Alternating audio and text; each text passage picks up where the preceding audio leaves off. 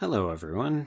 The clip you're about to hear is from one of our exclusive Patreon episodes, and like all of those episodes, it may contain spoilers, so consider yourself warned.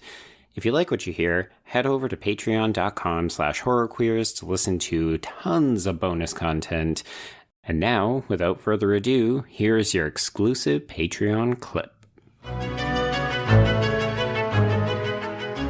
Okay, well, why don't we take a moment and talk a little bit about the gayness of the film. Did you jump on that bandwagon when it sort of started to come out? Because I'll confess, I was just so perplexed. It felt like a bunch of people who hadn't seen the film wanted to turn it into a meme. I mean, that probably is what it is. I wouldn't say that I jumped on the bandwagon of it. Like, I wasn't like, yes, Babadook, Babashek, blah, blah, blah. But I was very much, like, watching from an outside perspective and being very entertained by the phenomenon. Mm-hmm.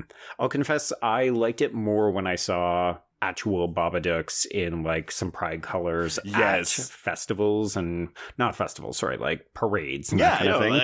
They just, like, put it, like, Photoshop him into a crowd at Pride. Mm-hmm. Well, I saw real people dressed up in the Toronto Pride. But, yeah, I don't know. I think initially it felt like people not taking a very serious film seriously. But when I went and looked, like, we'll include a link to a Vox history article that sort of chronicles how it all came together. But somebody basically did a reading that you and I probably could have done or have done it over the last 5-6 years, where it's like this queer icon sets up to destroy a white privileged family in an Australia suburb. And you're like, oh, okay, yeah, in that case, I can kind of see the Babadook as a queer figure.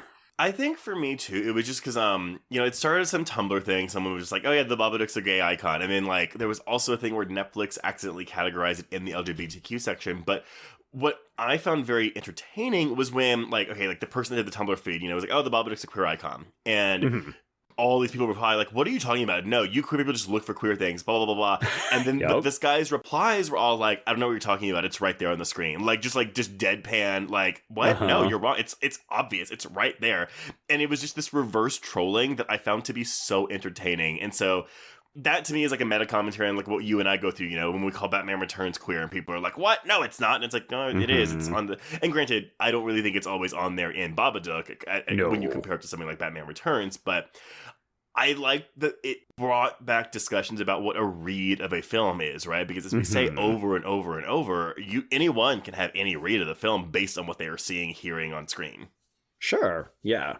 I mean, I think you and I would agree that it works better when you can support it with explicit examples. That's obviously a better place to mount a defense from.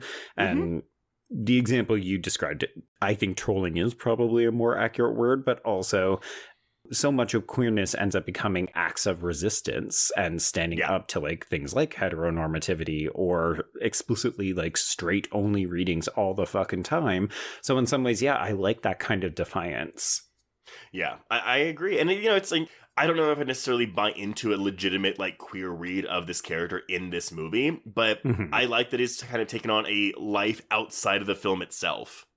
Oh, come on, Trace. You see a sassy monster with a top hat, and you don't think explicitly gay?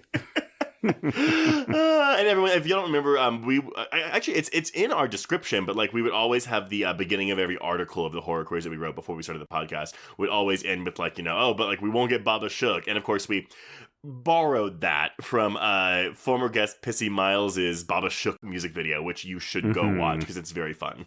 Oh, very entertaining. Yeah.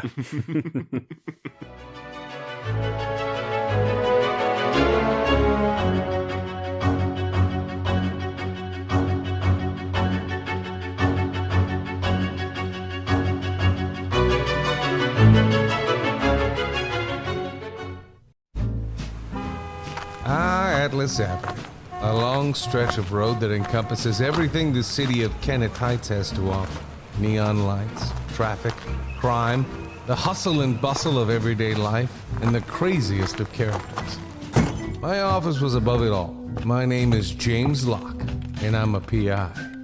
Hello, Mr. J. How the hell you doing today? Good, Edith. Nearly every year I have a new case. New people to meet, new clues to discover, and new problems to solve. but I do it the old-fashioned way. No technology. Nothing post-1950. Hell, I don't even listen to podcasts, but you should.